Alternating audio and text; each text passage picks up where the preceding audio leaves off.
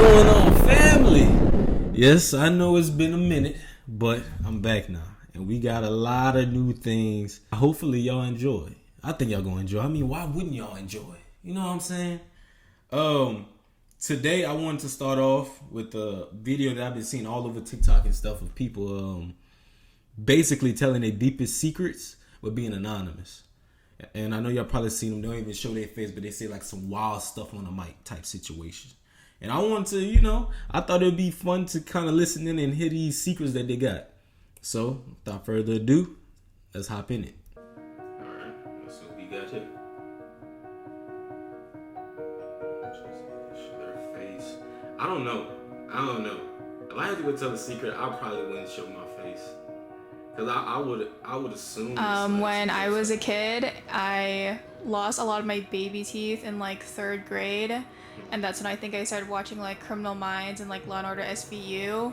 So I would keep all my baby teeth in a leg in our coffee table in our living room. Because for some reason I wanted to convince people that like if I died young that my parents killed me, even though that's not what happened, just my baby teeth. So what? That's my secret. What? Bruh, you bad. And she showed her face. You a bad kid. Men out there, this lady right here, I would assume if you mess with her, do not fall asleep. Do not fall asleep. She a menace.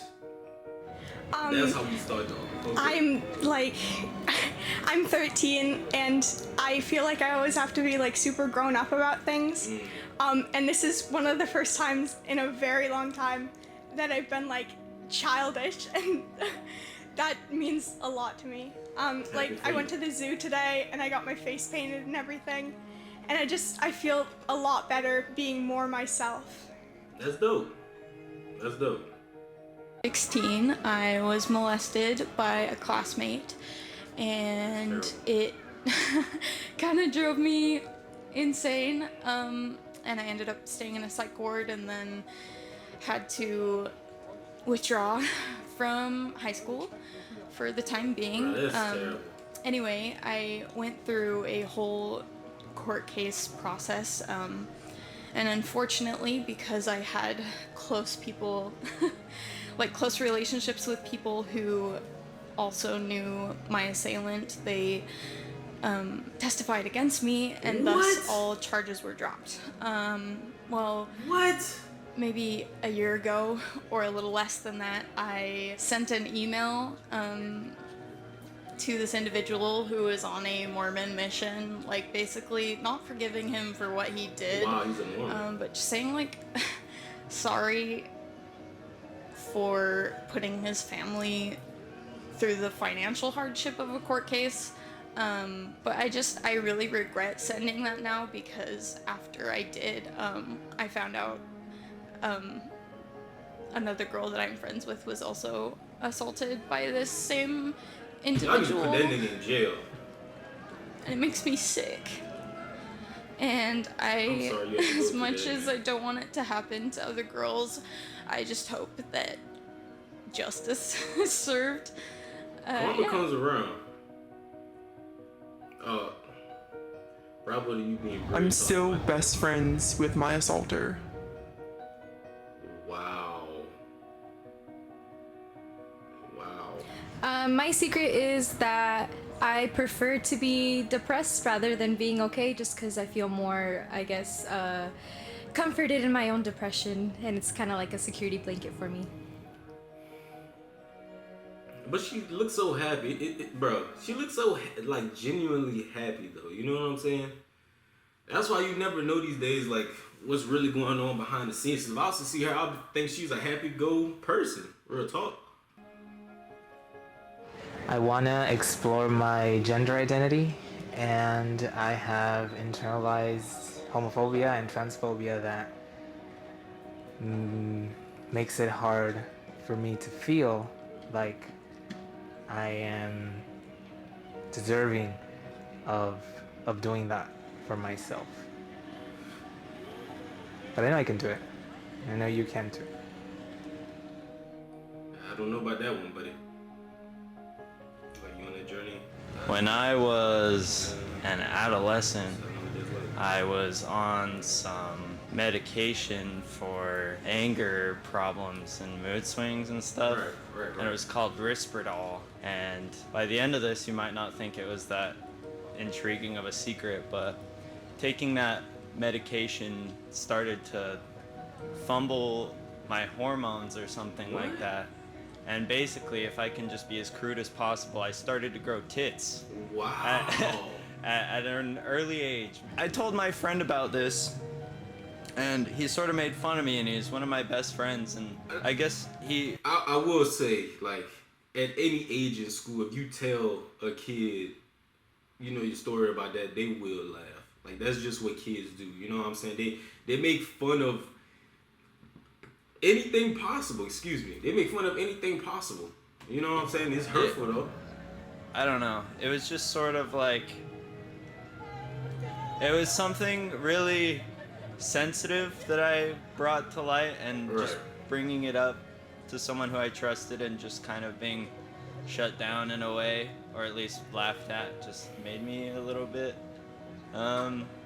insecure. So that's it. Even though my job is to help people and I try to be the best person that I can, I still have moments where I think mean things about people. Hey, you're and human. I feel conflicted about it. You're human, man. You're human. My bad for the little lag that is happening. My secret is that I think I have a fear of there might be something mentally not right, but I think I'm too scared to actually get it looked at. And I think that's something that just like bothers me. Ooh. I ain't gonna lie, dude. If you thinking like that, you need to go get that checked, my guy. Like, if you thinking like that, something's mental wrong with you, the way how he's sounding, you might need to go get that checked, man. I don't want you lashing out on nobody. Having an episode. I haven't told my parents that I was diagnosed with depression because I don't want to worry them.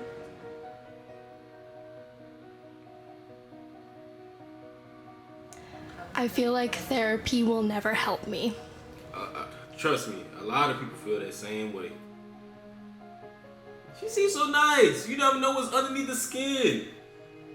Like, so when I was younger, for some reason, I was like attracted to Sonic the Hedgehog. What? Like, I really wanted to like have a freaking plushie of him or something, so I could like hug it or something. I don't know why, and I don't know how I didn't realize from earlier on that I wasn't straight. I've slept with both the husband and the wife from a marriage, and neither of them know. What? What? What you mean they don't know?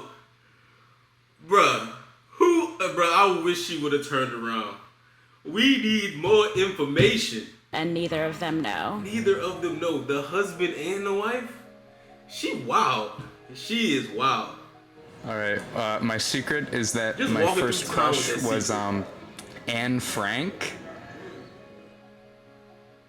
First crush is Anne Frank. Okay. So I'm a tattoo person, and one that I keep hidden from other people is that I have a piece of cake tattooed right in the middle of my butt because you can't tell me that I don't got cake. Hold on. I think with the shot, they should have at least showed to see if she got it or not. Cause just from hips up, it don't look like, you know, she got it. You know what I'm saying? I feel like I wear a mask, and I haven't really revealed my true self yet. Oh god. I'm completely in love with the girl who was next to me when you asked this question. I have not told her. She, in theory, has no idea. That's why I said that I would give her privacy for her secret, and then when she said I had to go first, I was like, okay, but we're going around the corner where the shade is, because I needed her to not know that. Crazy thing is, this kind of some real stuff. I hate using the word riz, but this kind of some game. Like, she know the girl that she with is gonna want to see this. She has seen this already. This came up like what 4 months ago, so she has seen this already. Okay, I see how you playing it. I am okay with the fact that my ex-boyfriend cheated on me because it gave me a reason to sleep with women. Oh, that is deep. That's so wild. That gave you a reason? That gave you a reason. Shit, I don't know what else gonna give you a reason. What the hell? I'm a healthcare provider, and I used to be addicted to drugs, and I have spent about $40,000 in my life on cocaine. I finally was able to ask for help from friends and family, and went to rehab, and I am now been sober for a little over 2 years.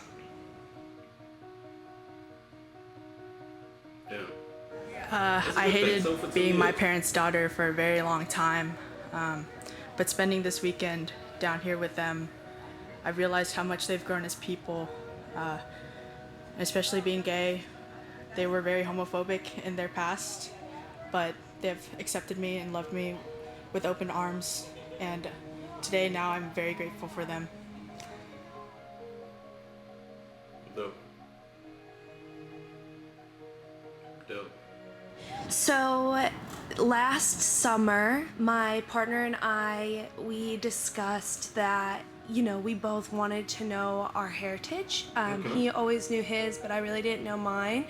So I decided to get a 23andMe kit, and when I got the results, it said I had a half-sister. So I called my mom and I asked her, you know, I didn't have the best relationship with my dad growing up, but I said, oh, maybe he had another kid, maybe I can connect with this person. And she abruptly hung up the phone. And she called me back and she told me that it was actually not my dad, and that the sister that I had was from my biological dad, who she did not know, she claims to not know was my father. So I found out just about back last summer that who I thought was my dad, who put me through a lot of trauma, actually is not my dad. Man.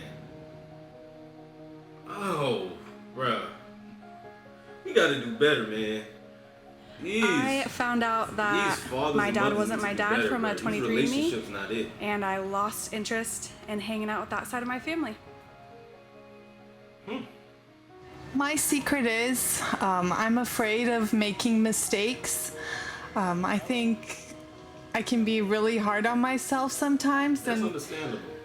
Occasionally, sometimes I find it relieving to make a mistake, because it just makes me feel more human, and I feel like I can see that it's not the end of the world when I do make mistakes. So even though it's scary, there is some degree of relief that I find in making mistakes. Hey, making mistakes is all a part of life. You know what I'm saying? So I understand people being hard on themselves. You don't want to, a lot of times, like, you don't want to make a mistake. You know, you would rather be right all the time, but that's not how things go. You know what I'm Graduating medical school this year, and I was able to match into a residency program for pediatrics, and so I'll be taking care of little children, and I'm just worried that I won't be good enough, and I will cause more harm than good, and it's frightening to have those lives beyond me and my decisions making such a huge impact on their lives and their families' lives. And so I think you can't really do much in life if you let fear dictate what you do. I guess it's good to feel afraid. It is good to feel afraid. It is. Just make sure it doesn't paralyze you. Thank you for letting me share with you. My question is, why choose that occupation if you're thinking like that? You know what I'm saying? Like, why choose that if you're so afraid of how you gonna, you know, basically teach these kids. You're gonna feel like you're gonna give them more harm than good. You know, I kind of feel like maybe that shouldn't be something to put yourself through. That's just my opinion. But I mean, hey, if that's a calling for you, do what you got to do.